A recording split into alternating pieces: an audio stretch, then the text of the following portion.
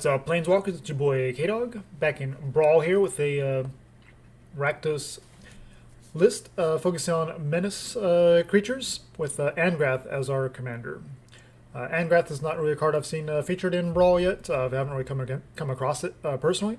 And just seems like there's a lot of nice Menace support currently, so it seemed like it was a real nice choice.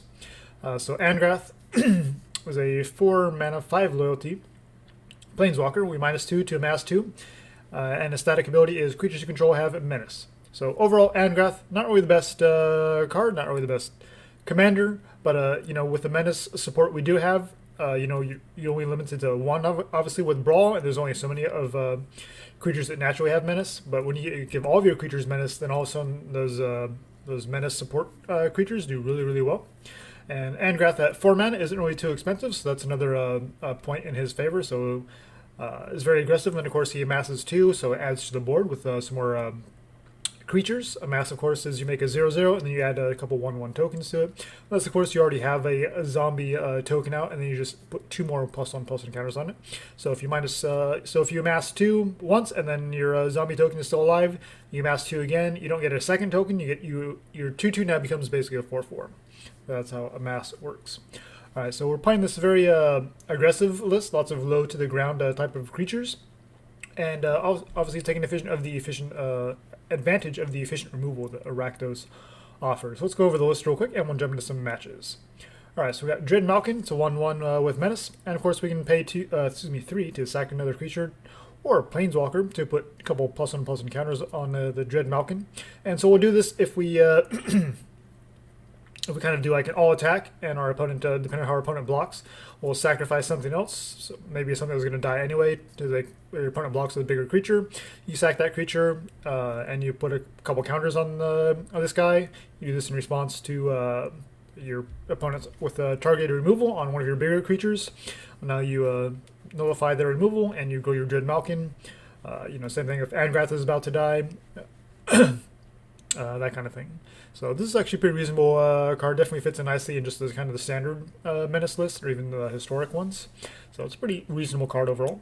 Knight of the Ebon Legion, just a solid card all around. With the activated ability, it's good in the mid game. It's good on turn 1, and it's good in the late game as well. And this just can get really big and used offensively or defensively. So just love the versatility of this. Definitely a must include in the Brawl format. Some removal here in Eliminate and Heartless Act. And going with Tymaret here as our kind of a graveyard interaction, as we have a lot of the Menace creatures have both red and black in their casting cost, so that kind of gives us kind of a starting point for some devotion. So we're not all in on like the Gray Merchant type of a devotion really. They're trying to keep it really low to the ground, lots of like 2 and 3 drops basically. But this does give us a way to kind of exile our opponent's graveyard, and we do gain life for what it's worth if we exile creature cards. So obviously things like our opponents running Kroxa or Uro, things like that. And with all of our removal, we're going to be filling up our opponent's graveyard with creatures as well. Here's one you don't see a whole lot of play because it's not a very good card, but thought it would be fun to run here. Immolation Shaman. It's a 2 mana 1/3. You can pay 5 to get it +3/+3 and Menace until end of turn. So there's the Menace synergy. However, when an opponent activates an ability of an artifact, creature, or land that isn't a mana ability, Immolation Shaman deals 1 damage to that player. So we're trying to be aggressive, and this is a way to kind of deal incremental damage to our opponent if they don't have an answer to it. And it doesn't seem like much, but this can really add up, and especially when you're kind of in that aggro Rakdos mentality where you don't really care about your life total, you just want to kill your opponent as quickly as possible. The Shaman, the incremental damage, can really add up and can make the difference in certain matchups. And of course, we're in the Brawl format, so a lot of games can kind of go on a little bit longer. And so having this activated ability is pretty nice as well, especially with all the removal we have. Lava Coil, just a nice efficient removal spell. Rig Smoddy, because we're in Rakdos, it represents some card draw, especially when you do this with the spectacle cost. We're probably empty-handed at that point. And then we just discard nothing because we're empty-handed, but we still get to draw 3 cards. So that's a great way to refill in the late game. And Kroxa, of course, that's just a nice card all around. And Labyrinth Raptor, here's one of our Menace lords here. 2/2 Menace, it's got the black and the red casting cost. Whenever a creature you control with Menace becomes blocked, defending player sacrifices a creature blocking it. So that's pretty sweet. Especially with all of our removal, it's going to be hard for our opponent to keep up with that. And it basically pumps up all of our creatures with the Menace, especially if we have Angrath out, then that's the entire team. for black and red. Creatures controls Menace get +1/+0 until end of turn. That's going to help us close out games very, very quickly. Stormfist Crusader, another Menace, 2/2, and lets us draw cards during our upkeep. Of course, each player draws a card and loses 1 life. So that's the incremental damage as well. It's pretty nice. Since we do have some pretty intense mana costs, obviously we just went over all these cards that had 1 red, 1 black, and things like that. I do want to run the Arcane Signet, even though it doesn't quite synergize. We are a little bit more controlling because we don't have like a ton of creatures. We have just enough creatures to be relevant. We're also running lots of control elements with lots of the removal. So the Arcane Signet I think fits in nicely. This can allow us to do multiple things per turn, cast a creature and remove a spell, and things like that. And the fixing can be very important with some of the casting costs that we have in this deck. Like Grimdancer, which is double black here. It's a 3/3. It can come down with Menace, Death Touch, or Lifelink. We get to choose 2 of those. So obviously we're probably going to choose Menace. But if we know we're going to cast an Angrath the next turn, maybe we just go Death Touch and Lifelink as well. So it's nice having that flexibility. Midnight Reaper here. It's a 3/2, just kind of a card draw engine, really. It fits in any kind of aggressive deck, as you've seen in like standard lists typically. Murder, it's a nice removal spell. Murderous Rider, same thing. Omnix Cruelty is a nice one for especially for the Brawl format. And maybe in standard, this deserves a little more consideration. Obviously, at 3 mana, it's a little bit expensive, but the -5/-5 hits so many things.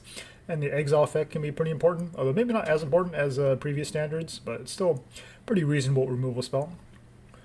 Pestilent Spirit here. We're not really taking advantage of the instant and sorcery side of this thing too much, but just having a 3/2 Menace Death Touch creature still feels pretty solid as well. Most of our removal is just the hard removal in black, like Murder and things like that.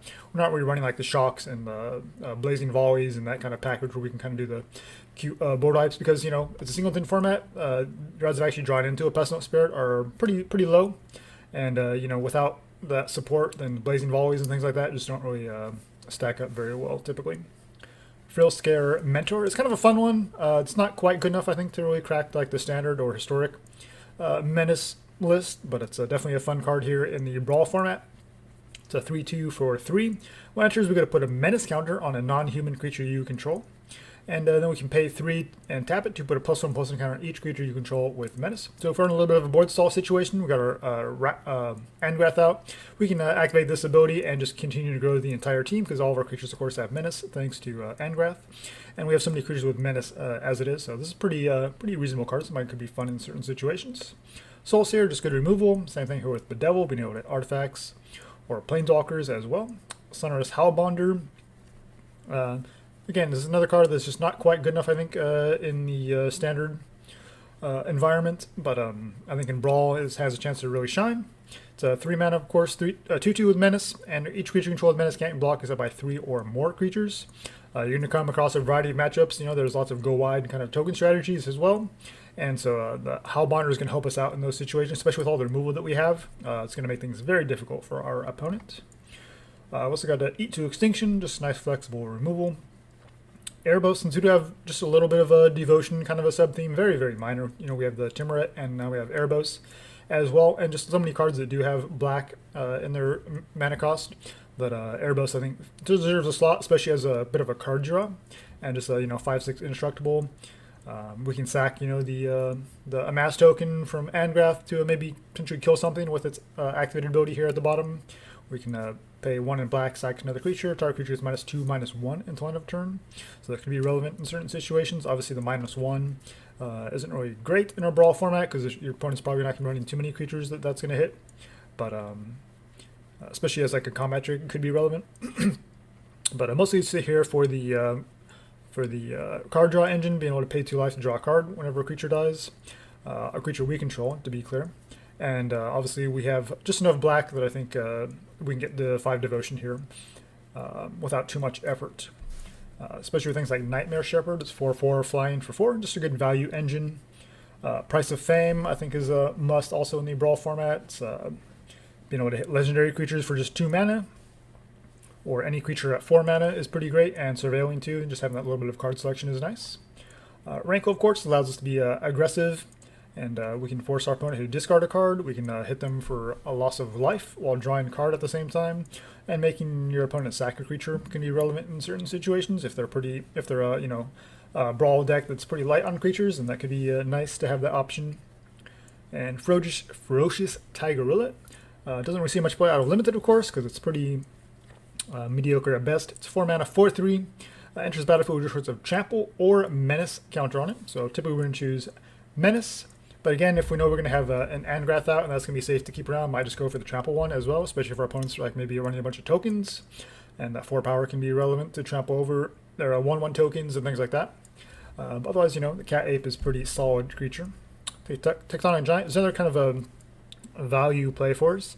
It's a 3/4 for 4, which is just okay. However, when it becomes a target of spell an opponent controls or it attacks, we can deal 3 damage to each opponent, or we can exile the top 2 cards of our library, choose to play one of them until our next turn. So it gives us another way to deal incremental damage to our opponent and some card selection, either way, depending on the matchup. Tentative Connection. It's basically active treason for 1 mana. Says 4 here, but however, it costs 3 loss to cast if you control a creature with Menace. And we gain control of target creature on a turn and tap that creature, and it gains haste. So we can steal our opponent's best creature, especially if we're like in a race and our opponent's basically like tapped out, or maybe they kept one thing back. Well, we can just take that creature that they left to block. Maybe they're hoping to kind of stay alive one more turn. Well, we steal that, we swing all, including their creature, and we potentially close out the game that way. So that's pretty sweet. A Cruel War, since we are very creature heavy, we don't want to run like a or creature dependent, I should say. We don't want to run like E to Extinction or Ritual of Soot, things like that. We want to keep our own creatures alive as much as possible. So a Cruel War lets us kind of do a one-sided board wipe. And we have a couple of sacrifice effects as well. Obviously went over the Rankle and things like that. So stealing your opponent's creature and then choosing to have each player sack a creature, and then we sack our opponent's creature that we stole with the first saga here. So just kind of review if you're not familiar with the Cruel War. 4 mana saga comes down, we gain control of a creature for as long as the Cruel remains on the battlefield. The following turn says that your opponents have to attack with their creatures each combat if able. And then the third and final saga is each tapped creature deals damage to itself equal to its power. So obviously it doesn't line up well with creatures that have a power toughness differential, so it is going to miss in certain decks in certain situations. But a lot of aggressive decks are going to be you're going to be able to do a lot of damage with this. So definitely a fun card. Another SAG outlet here in God-Eternal Bontu. Of course, it does have Menace, 5/6, and it's a god, so if it dies or sent exile, we can choose to put it back into our library, 3rd from the top. And when it enters, we can sack any number of other permanents and draw that many cards. So if we're flooding out a little bit, we can sack a couple lands, draw a couple cards. We can sack the Amass token from Angrath. We can sack something we stole with the Cruel War or with the Tentative Connection, and really punish our opponent that way. So just a fun little card. And especially it is Menace, and it's got the card draw. Just lots of nice things about this that fit in really well with what we're trying to do here. And of course, Embercleave, since we are needing ways to kind of close out the game, Embercleave is going to help us do that. Obviously, you put this on a Bontu, a Rankle, anything like that, it's going to pretty much be a game over at that point. You will have chipped in for damage, most likely, and Embercleave can just kind of quickly end the game for you in a lot of situations. Erebos' Intervention and Perforos' Intervention, just nice flex salt removal spells. Of course, Erebos' Intervention is another way for us to also hit our opponent's graveyard for the matchups where that matters. And being able to gain life while removing a creature can be relevant in a lot of aggressive matchups as well. And Perforos' Intervention, being able to hit Planeswalkers is pretty sweet. And also just another way for us to make a creature with haste and trample to close out games. Alright, mana base, just 24 lands. We try to get as much fixing as we could here since we do have some pretty intense mana costs. So we do have one of each of the Castle Locthwain, Castle Angrath, because those are both irrelevant for what our deck is trying to do. Then we got 8 Swamps, 7 Mountain, Blood Crypt, Bloodfell Caves, Rakdos Guildgate, Temple of Malice. Of course, Command Tower is a must. Fatal Passage and Field of Ruin for just a little bit more fixing, and also potentially punish our opponent for playing like their own castle, their own command tower, especially if they maybe kept a little bit sketchy hand. We can blow up their command tower. Maybe that was the fixing that they needed. So sometimes the Field of Ruin can be pretty can really screw up your opponent's mana base. All right, so that's the deck. We'll jump into some matches, see how it goes. Okay, against Corvold, should be interesting. We have an okay hand. I think we'll keep it. We can Lava Coil like a Gilded Goose or something, maybe. It seems like these Corvold decks always seem to have the Gilded Goose in the early turns, but we'll see. Could always just Rick Smoddy, maybe pitch a land. We'll lead on the tap land, of course, and kind of see what we're up to. So we're going first, so that kind of makes the scry a little less good. Malkin. Are we playing that? We could play it on turn 3, I guess.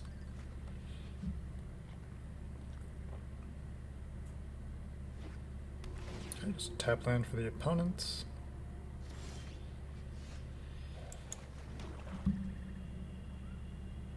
I mean, we're probably drawn to a land, so I think we're okay with just running out the Rick's Modi. Just try to get some board presence going. And we'll pitch a swamp. There's a command tower, so we found the land, of course.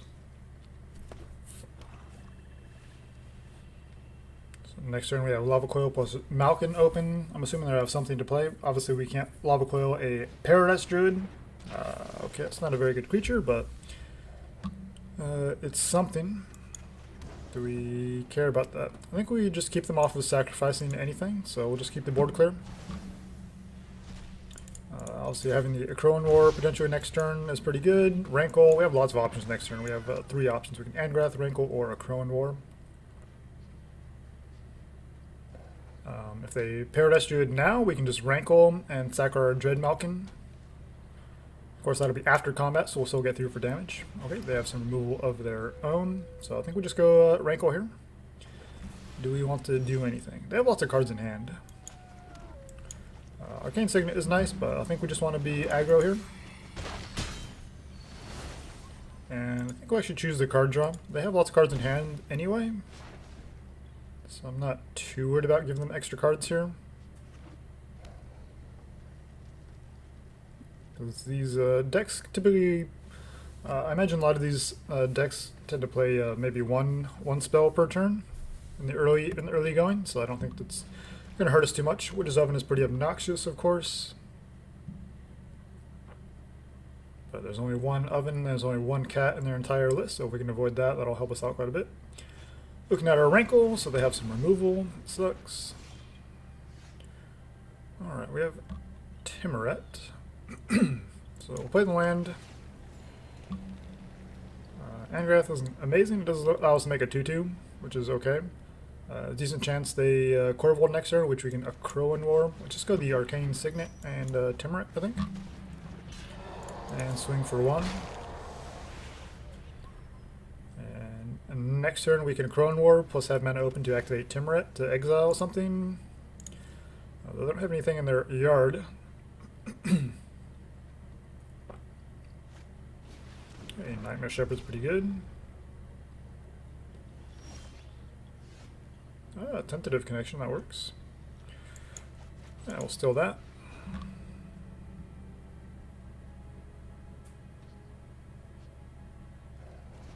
You're not sacrificing it, okay. They could have sacked the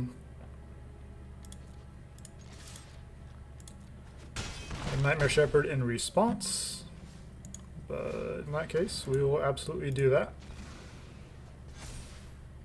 And we'll do this. Okay, opponent's down to 10. We still have the Crowan War for the Corvold play. And we'll be able to take advantage of the counter. Okay, they tap out. So they can still sack it to the Witch's Oven. They're down a land, so it's going to make it harder for them to recast this if they do Witch's Oven. Otherwise, yeah, we just win the game here. Because that represents 10 power. Yeah, you got to sack it. There you go.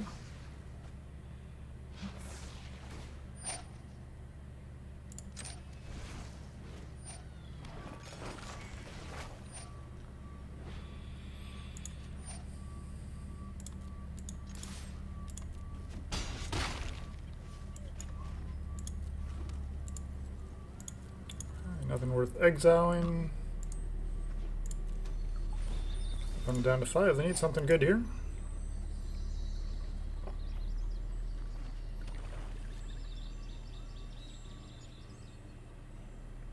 Junk colors, they probably have some more removal. We've only seen, what, 2? Fire Prophecy and Intervention.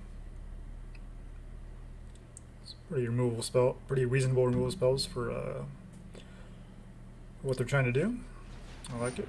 Okay, they're gonna pay. Yeah, we can't really do anything in response. Just let that happen. Pestilent Spirit is nice. So we'll attack 2.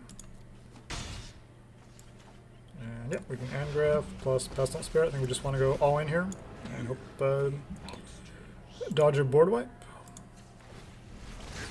I'm guessing they're more likely to have spot removal, but they could have a ritual. Oh boy, Massacre Worm. That's unexpected. That might just swing things in their favor. I mean, they're at 3, so we could still hit something relevant. I mean, Grimdancer's pretty reasonable. So we're gonna go Death Touch, a lifelink. And yeah, we'll just keep activating it. 1, 2, 3. Yeah, we have mana to play it again, so if they do go after it, I think we're okay with that. No point in attacking here. So they'd have some food tokens now, but I think they're still short of Korvold. 4, 5, 6, 7. 1, 2, 3, 4, 5, 6. Yep.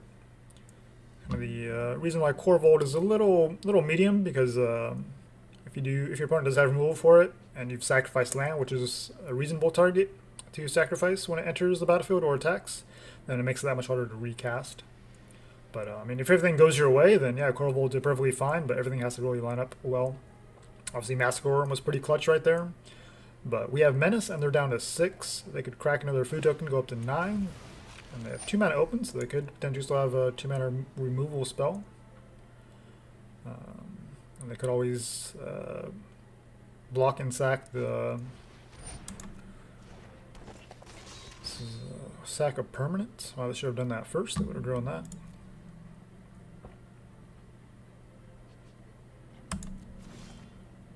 Bedevil. I guess we bedevil them, the big old Massacre Worm here, and swing out. We're still a little bit short of lethal, 2, 4, 7, so we're 2 points shy. Thanks to all those food tokens.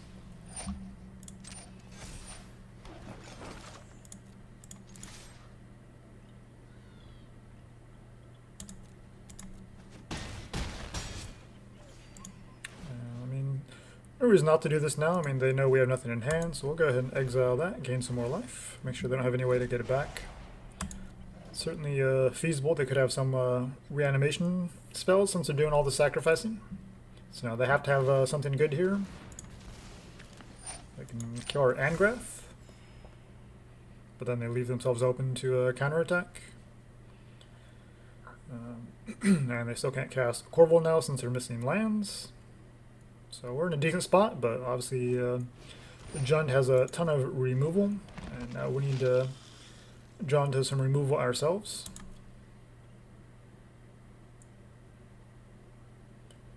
They don't have mana to sack this food token, so if we find any removal spell, then we just win the game. They're actually thinking about attacking Angrath. If you do, you're dead because we just recast it, and all of our creatures have Menace. Yeah. Yeah, we'll pass a turn. Price of Fame, that'll do.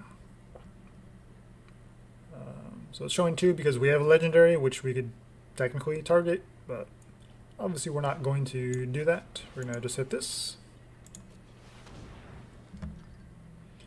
Hit to Surveil, doesn't matter at this point because our opponent is dead. Sweet. Taking down Korvold. Okay, I forget the name of this commander, but it's very expensive, and it's Knights. There we go. Sir Gwyn, Hero of Ashvale. Yeah, we got the fixing, we got lots of removal. It's a bit slow, but if they're off to a fast start, then we've got the Eliminate and to Murder, and then we start dropping our own creatures. And Bloodfilled Caves for the life gain could be is nice against what could be an aggro deck, although this does care about yeah, ours. They could just be all in on that, which could be interesting. It doesn't really matter. Drop our swamp. So I got the Phyrexian Swamp and the Devil's Mountain from the Jumpstart event, which is pretty sweet. So we're going to get Menace, so yeah, I think we'll just do the Death Touch lifelink. Those will probably be the most relevant in this matchup. If we draw land, we can get the Tigorilla on board as well. And if we can just maintain a couple creatures, then I think we're in a good spot. Okay, I went for card draw, so I don't have to worry about them blocking our 3/3, which is good.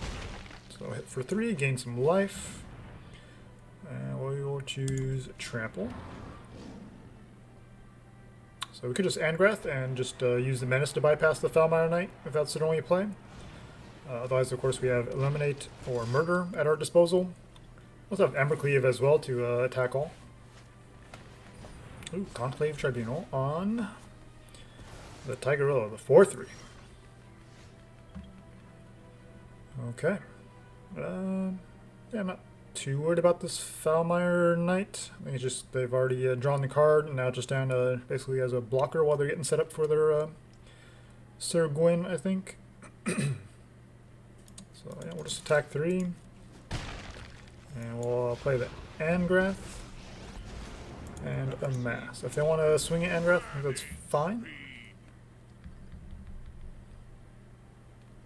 I can equip the short sword, which give up +1, so we can still trade if we want to. But most likely, I think we're just worried about the keeping the Sir Gwyn off the field. They have the tournament ground, so they could cast it. 1, 2, 3, 4, 5. Yep.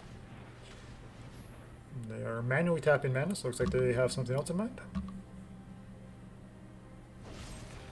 I'm murderously riding our Angrath. Sure. So now it goes back to our command zone. And now Inspiring Veteran makes this a 2-2. Alright, so they don't have good attacks. This is untapped land, then obviously we'd have double removal here.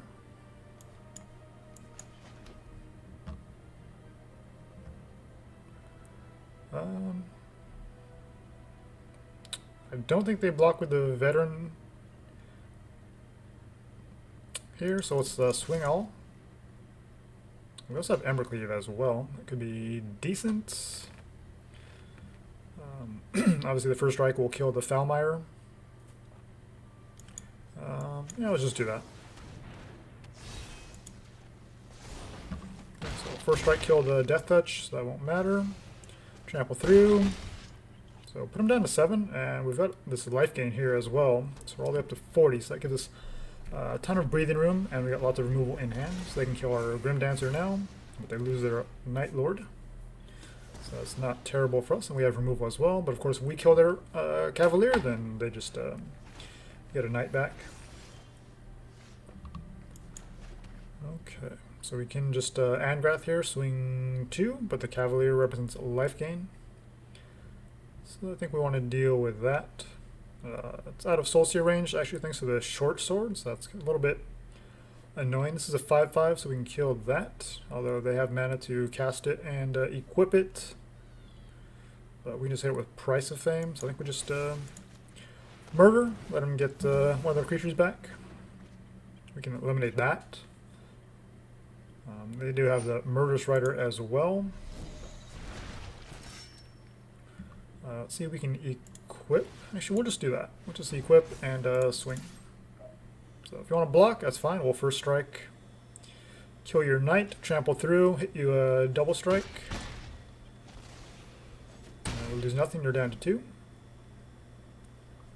So we don't have any burn spells since we focused on hard removal to kind of deal with our opponent's board state and then making it hard for them to block. Okay, I guess I did not realize how much this actually cost. Oh, but they get the discount, but we still have the Price of Fame, so it just does not matter. Surveil, sure, but yeah, game over. Game over. Okay, up against Rada. Rada's a pretty good commander.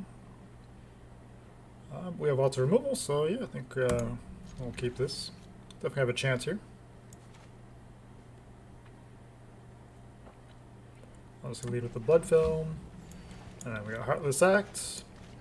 And we can either Obnix or Grimdancer the following turn. Also have Pestilent Spirit as well. We expect to have removal, we could just drop that. Grazer. Grazer is annoying. I don't think we want to waste removal on that. I think they're going to have better things to kill. We can just run the Pestilent Spirit out just as a test to see if they have some removal. Because I think the Grimdancer is a little bit better since it has multiple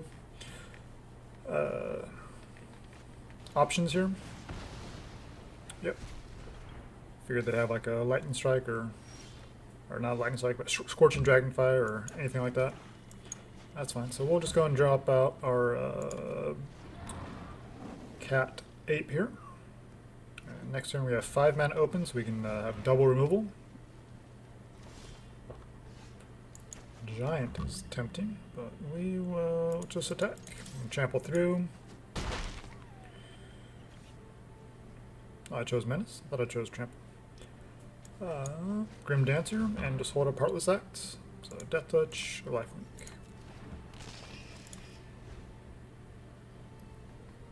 So whatever they cast and try to haste something big in with the rhythm here, we can just Heartless Act it. But if they give it... If they haste it in, then yeah, we can kill it. But if they put a counter, then we cannot. So that's pretty bad.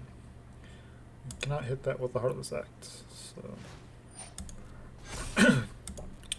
we do have the Obnick's Cruelty. Definitely need to get that off the board. And still think we hold up the Heartless Act. Yeah, I think I'm fine with trading here. If they want to trade an Ooze for a Grimdancer, sure, you got it. And pass. So hopefully they just haste something in so it won't get the counter, and we can just Heartless Act it. If they do choose the counter, then obviously it gets pretty awkward with the Heartless Act. And they did not. And Garrick's Uprising. So that worked out really well for them. I see, that's why they did that. Alright. The intervention is nice. That's one way to deal with Rada. Do want to get this giant down though. Let's swing 4, see if they want to block both. Of course they do not. We've gained some life and they're down to 14, so we're in okay spot, but we're not great. Let's just giant and hold up Heartless Act and hope they try to haste something in next turn. And they're going to get the Rada value potentially, if they can get some more lands. They're still getting set up with the Guardian project. So lots of setup here, but not much going on, so that's definitely working to our advantage so far, but we do need to close out this game before they actually draw into something relevant and they're able to punish us. Annex. That's annoying. They choose to make it big.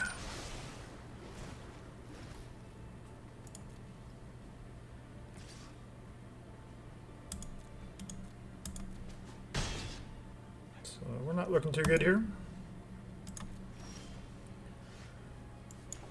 Fortunately, Heartless Act does not line up with what they're doing. That's pretty nice, actually. And I think we just need to get the... oops.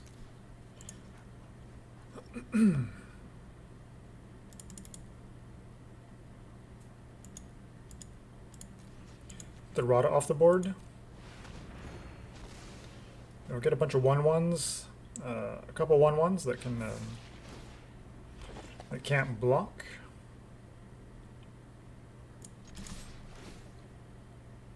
Let's get some card advantage going. I like the Tentative Connection. I don't know why Biogenic Ooze is showing up on our side. That's weird. The Acroan War. So we can cast that plus Heartless Act potentially next turn.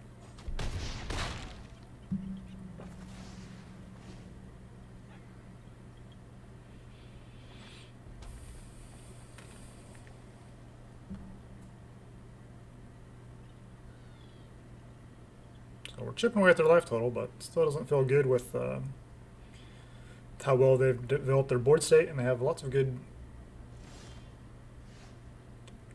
options. Okay, so they don't want to play into the Acroan War. Well, we'll steal your Annex, see what happens.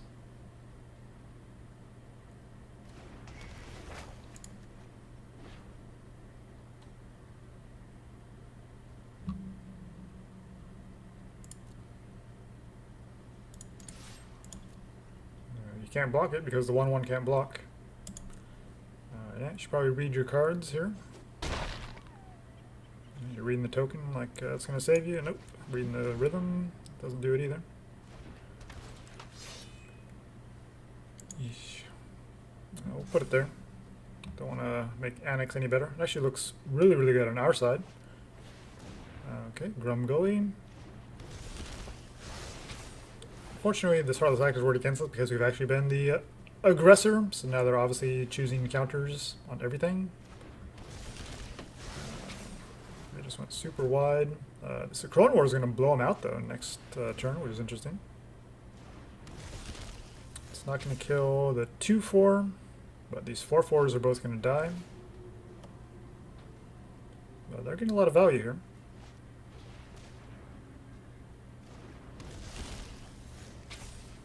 Can our opponent kill us if they land? Okay, so now our opponent has to attack. We have mana open to play Angrath next turn, so I think I'm fine with running that out. And if they want to swing at it, then so be it. Preserve our life total. So they have tons of creatures on their side. We can't really hit anything relevant. So I think we just Frillscare Mentor. Well, let's attack with Annex and just force them to maybe block. Won't mind taking some 1/1 tokens, especially if we have an Angrath out. All the incremental damage could be huge.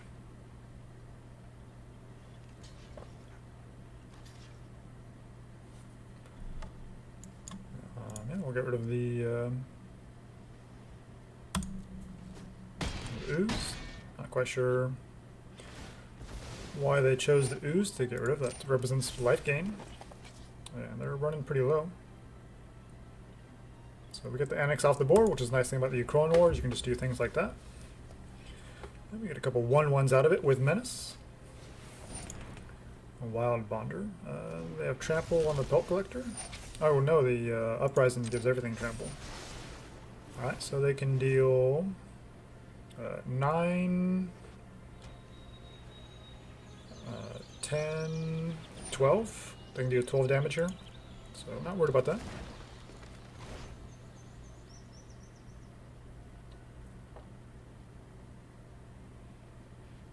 They have to attack. But then they lose three things.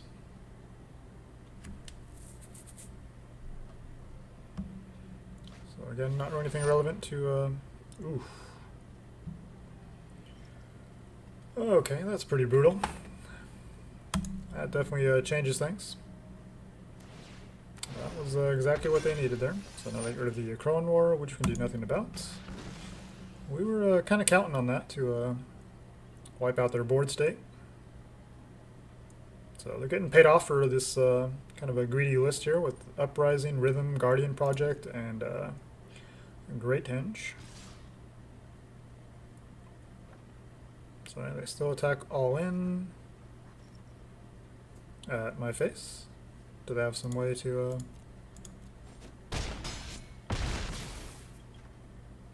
I'm confused. You're just dead here. So, not very well played by the opponent. I'm not sure. Am I missing something here? They have 1 mana open. Yeah, they tapped everything down. I just don't understand what our opponent was doing there.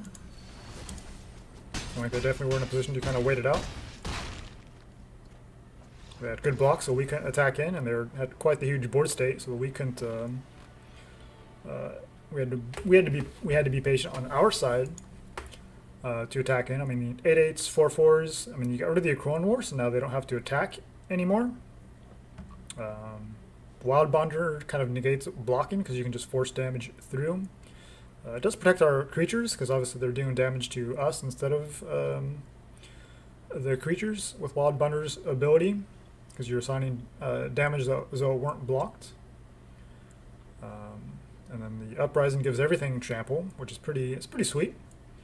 But I think our opponent just got maybe greedy, or maybe all that early early aggression really forced them into a spot where they weren't making good decisions. I think that's definitely a factor. And I've been in there before where I just kind of feel like I'm in a losing proposition, and then I do things like this.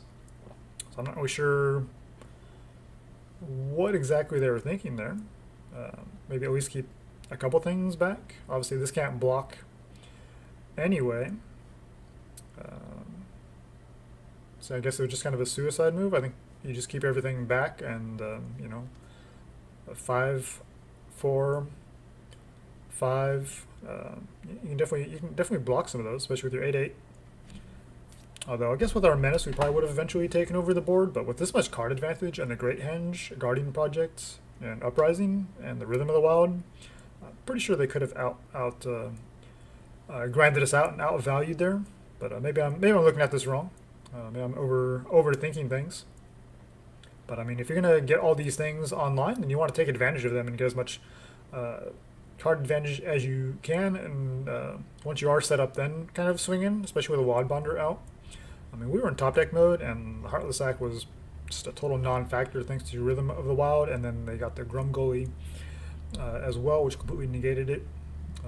Obviously, we could have removed counters to prevent some damage in certain situations, but still, Heartless Act felt pretty worthless in this spot. I definitely think that with all this card advantage on their side, they should have just continued to build the board state and just take advantage of the Trample and the Rhythm of the Wild to kind of do a one-shot kill us instead of just that incremental. But yeah, I think they just saw our life total was really high, and we had put so much pressure on them that I think they just kind of felt like they had to do something. But yeah, we were in top deck mode without really great card advantage. Obviously, we top decked the Rankle there, which is would have helped out.